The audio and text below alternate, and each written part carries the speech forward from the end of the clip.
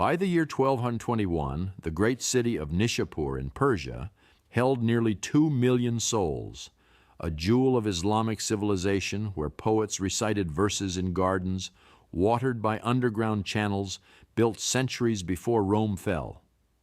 Within weeks, every single inhabitant lay dead, their skulls arranged in pyramids that stretched toward an indifferent sky, monuments to a rage so absolute that even the dogs and cats were systematically slaughtered. This was not the work of a natural disaster or divine punishment, but of one man's fury made manifest through the most efficient killing machine the medieval world had ever witnessed. Image prompt 1, Mongolian warrior on horseback silhouetted against blood-red sunset on endless steppe, Rembrandt oil painting style, cinematic 16:9. In the year 1162, somewhere in the windswept grasslands north of modern Mongolia, a child emerged into the world, clutching a blood clot in his tiny fist. The shamans declared it an omen, though they could not have imagined what kind. His father Yasuge, a minor chieftain, named him Temüjin after a Tatar warrior he had recently captured. The Mongol world into which Temüjin was born knew nothing of cities or empires, only endless horizons where survival meant either killing or being killed, where winter temperatures dropped so low that men froze to death in their saddles, where tribal loyalty was the only law and betrayal more common than mercy. Image prompt: infant Mongolian child held by weathered mother in smoky yurt interior, firelight casting shadows, Rembrandt oil painting style, cinematic 16:9. When Temüjin was 9 years old, his father was poisoned by Tatars at a feast, an act of revenge disguised as hospitality. The boy's tribe abandoned his family, leaving his mother Holun to raise 5 children alone on the frozen steppe, reduced to digging wild garlic and catching marmots to survive. One brutal winter, Temüjin killed his own half-brother in a dispute over a stolen fish, an arrow through the back that taught him the first of many terrible lessons. That sentiment was a luxury the steppe did not permit. That power flowed only to those willing to exercise it without hesitation. Image prompt: 3. Young Mongolian boy with bow standing over fallen figure in snowy landscape at dusk, Rembrandt oil painting style, cinematic 16:9. These years of starvation and humiliation forged something unprecedented in human history. Where another man might have learned compassion from suffering, Temüjin learned only that the world was a place of pure competition, that mercy was weakness, and that the only security lay in total domination. You must understand this to comprehend what follows, this fundamental rewiring of a human soul by trauma and deprivation, this transformation of a boy into an instrument of apocalypse. Image prompt: 4. Teenage Mongolian nomad staring intensely at camera in harsh windstorm, dust swirling, Rembrandt oil painting style, cinematic 16:9. The revelation that scholars have only recently fully grasped is this: Genghis Khan did not merely conquer through superior numbers or barbarian savagery, but through a revolutionary understanding of psychological warfare, logistics, and intelligence gathering that would not be matched until the 20th century.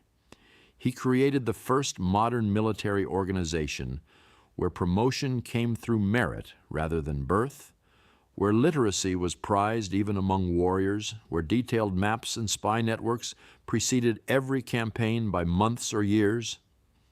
Image prompt: 5.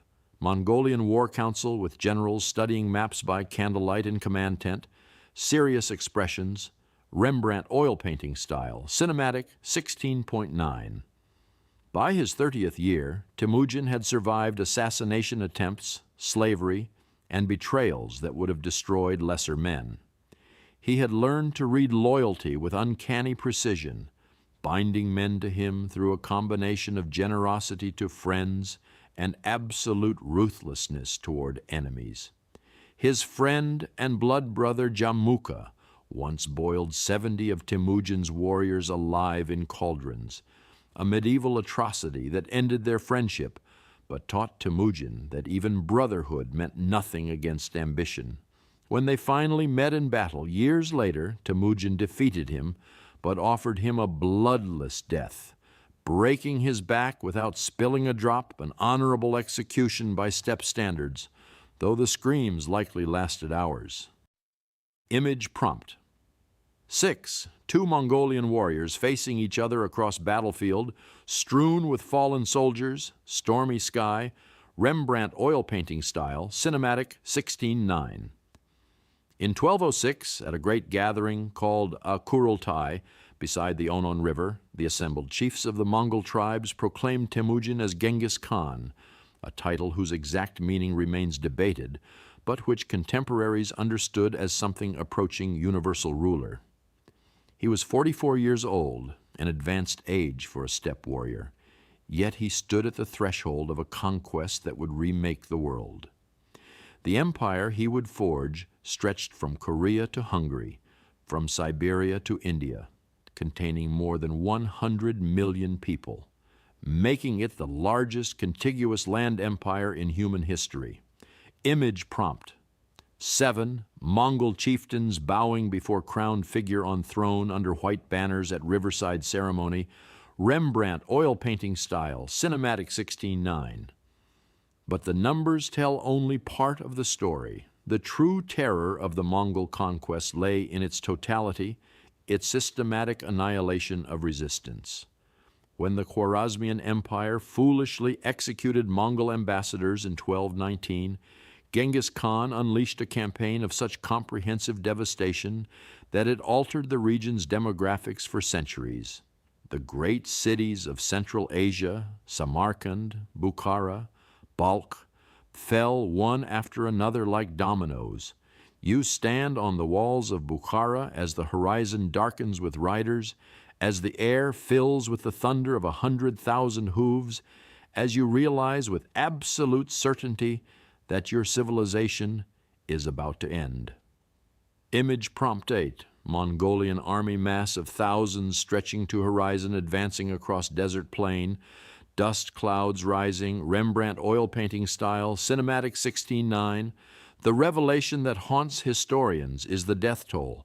Conservative estimates place the number of people killed during Genghis Khan's campaigns at 40 million, though some scholars suggest it may have reached as high as 70 million in a world whose total population was perhaps 400 million. This means that 1 out of every 6 human beings alive in the early 13th century died as a direct result of Mongol conquest. To put this in perspective, it would take until the 20th century and its industrialized warfare to match such proportions of slaughter. Image prompt 9. Burning medieval city with silhouettes of refugees fleeing through smoke-filled streets at night, Rembrandt oil painting style, cinematic 16:9. The Mongol military machine operated with terrifying precision. Their composite bows, constructed from wood, horn, and sinew, could pierce armor at 200 yards. Each warrior carried 3 or 4 horses, allowing the army to cover up to 100 miles in a single day when necessary, a speed that rendered medieval defensive strategies obsolete. They perfected the feigned retreat, drawing pursuing enemies into prepared kill zones. They used human shields, driving captured civilians before them to absorb arrows and create chaos. They deployed biological warfare, catapulting plague-infected corpses over city walls. Image prompt 10. Mongolian horse archers in formation, firing arrows in perfect synchronization across grassland, Rembrandt oil painting style, cinematic 16:9. When the Shah of Khwarezm fled before the Mongol advance, Genghis Khan sent 2 of his greatest generals, Jebe and Subutai, in pursuit with 20,000 men.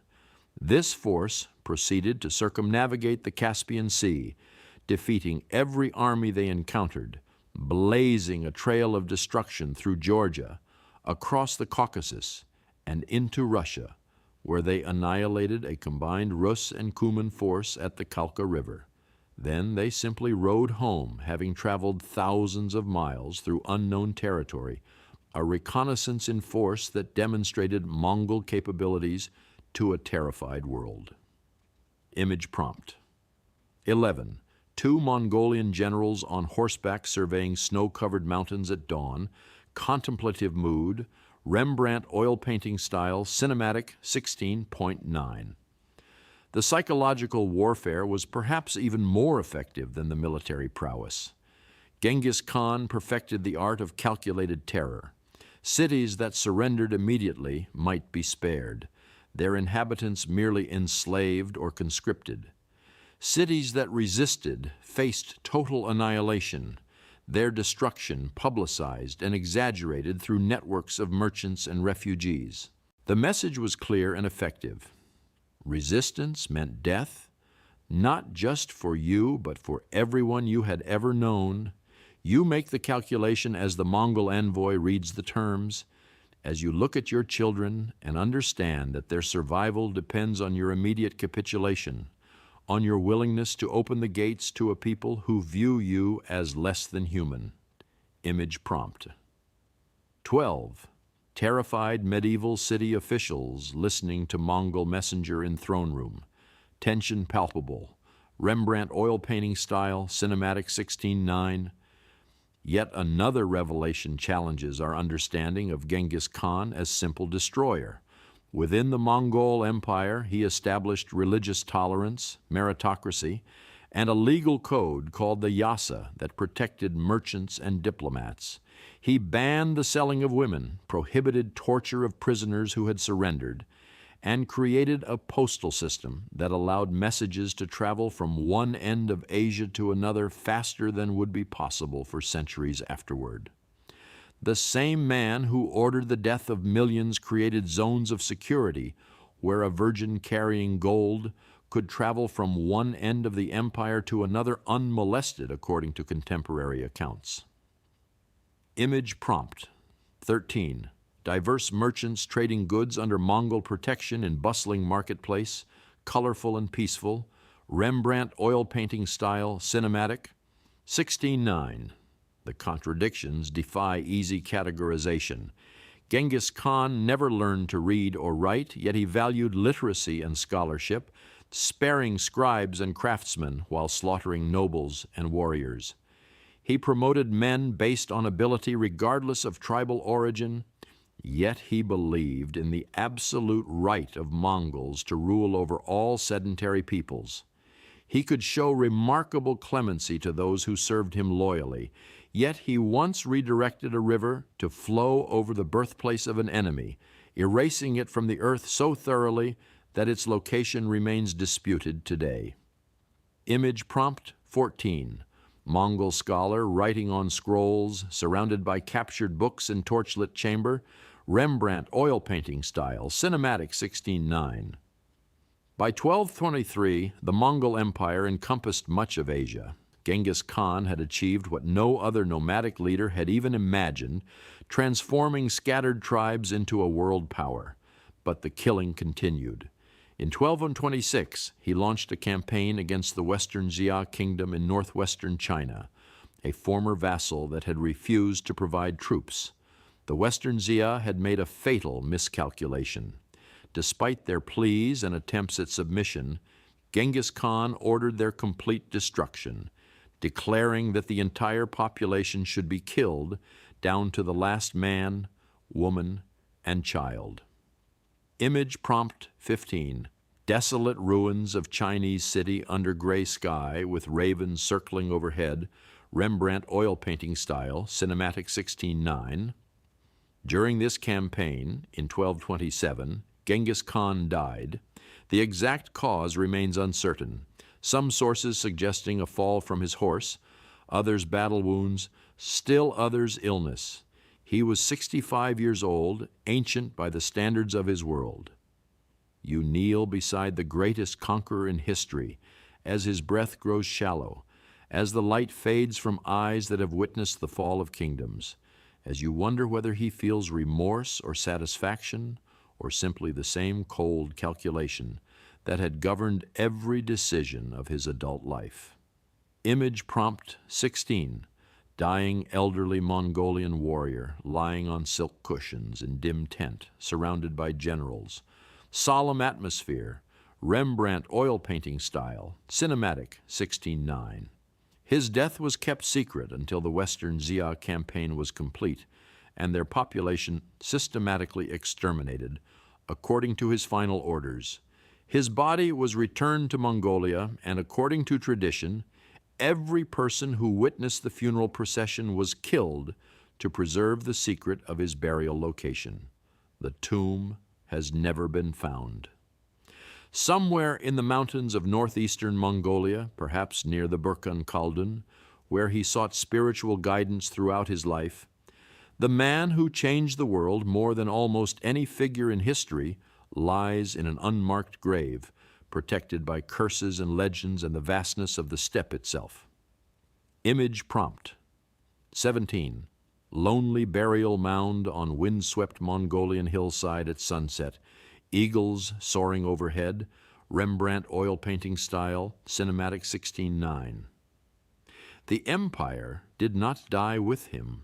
His sons and grandsons would push the borders even further, conquering Russia, Eastern Europe, the Middle East, and finally completing the conquest of China under Kublai Khan. The Mongol peace, or Pax Mongolica, would facilitate unprecedented exchange between East and West, spreading technologies, ideas, diseases, and trade goods across Eurasia. The Black Death likely spread to Europe via Mongol trade routes, yet so did gunpowder, the compass, paper currency, and countless other innovations. Image prompt 18. Silk Road caravan crossing mountain pass with Mongol guards, magnificent vista, Rembrandt